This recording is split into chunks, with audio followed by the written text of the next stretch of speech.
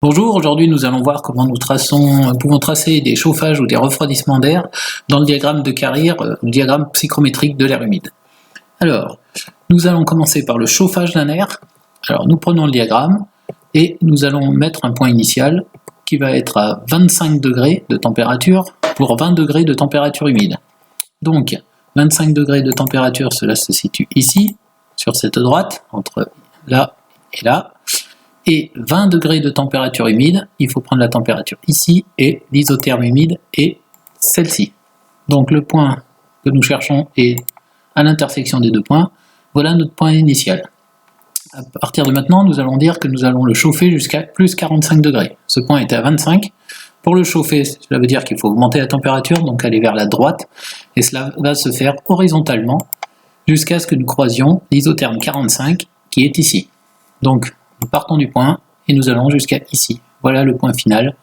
Et c'est ainsi que nous faisons donc un chauffage de 25 degrés à 45 degrés. La nouvelle température humide est autour de 25,5. Parce que là nous avons l'isotherme 25 et l'isotherme 26. Voilà. Donc le chauffage c'est très simple. On se déplace horizontalement vers la droite. Nous allons ensuite voir le refroidissement, qui est un tout petit peu plus compliqué. Alors pour refroidir, nous allons partir du même point, toujours à 25 degrés de température sèche et 20 degrés de température humide, mais maintenant il s'agit de descendre la température, de baisser la température, donc d'aller vers la gauche. Alors, nous allons faire un refroidissement jusqu'à plus 5 degrés, nous sommes à 25, donc 5 degrés, ça se situe ici, et là, donc l'isotherme 5 degrés est là, donc nous devons atterrir quelque part entre ces deux points, sur le pointillé bleu. Donc, comme pour le chauffage qui était horizontal vers la droite, le refroidissement au début va être de la même façon, horizontal vers la droite. Oui, le 5 degrés est là. Oui. Vers la gauche, pardon. Donc, nous allons nous déplacer vers la gauche, horizontalement. Mais bien sûr, au bout d'un moment, nous pouvons nous arrêter ici. Si nous avions décidé de refroidir que jusqu'à 20 degrés, le refroidissement se serait arrêté ici.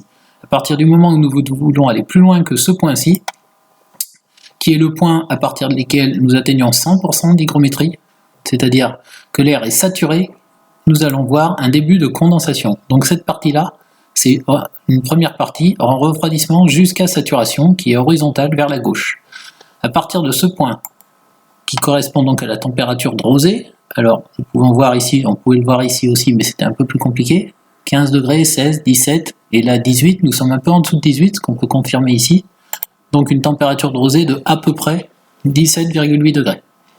Donc à partir de là, nous sommes obligés de descendre le long de la courbe, ce qui veut dire que l'air étant saturé, il y a une condensation d'une partie de la vapeur d'eau. Donc voilà le tracé jusqu'au refroidissement à 5 degrés. Donc cette deuxième partie du refroidissement, le point final est ici, bien à 5 degrés, mais il est sur la courbe toujours saturé, donc l'air est toujours saturé. Donc voilà, la deuxième partie, c'est le refroidissement à saturation. Donc tout cela, ça correspond à une condensation d'une partie de la vapeur d'eau de l'air. Voilà. Donc, nous allons continuer sur la même courbe, mais pour calculer la quantité de vapeur d'eau qui est condensée pour chaque kilogramme d'air sec. Ça va correspondre à la variation de la teneur en eau qu'on appelle delta X. Alors, je repars de mon point, je retrace mon refroidissement avant saturation, la température de rosée, le point qui correspond au début de la condensation, le refroidissement à saturation avec le point final. Donc, il va falloir calculer combien de vapeur d'eau s'est condensée entre le point de départ et le point final. Alors, nous prenons d'abord la teneur en eau du point initial, qui est lu ici horizontalement vers la droite, comme si on chauffait, donc qui correspond à peu près à 12,8 grammes, à peu près, et la teneur en eau finale, puisque si nous avions 12,8 grammes au départ, à la fin, nous n'avons plus qu'environ 5 grammes et demi. Donc, ce qui veut dire que si on est parti avec 12,8 grammes et que nous finissons à 5,5 grammes, eh bien la différence, la longueur donc de cette flèche, correspond à delta X, donc variation de teneur en eau, qui est X, X1 12,8 moins X2 5,5, c'est-à-dire à peu près 7,3 grammes de vapeur d'eau par kilogramme d'air sec. Donc 7,3 grammes de vapeur d'eau qui se condense donc sous forme de buée, de brouillard, ou là pas de givre puisque nous sommes à une température positive. Voilà comment on trace un refroidissement et comment on peut calculer la quantité de vapeur d'eau qui va être éliminée, par exemple sous une batterie froide, dans une climatisation. Donc il faut prévoir bien sûr toute cette eau de l'évacuer, puisqu'elle va se retrouver sous forme liquide. Voilà, au revoir.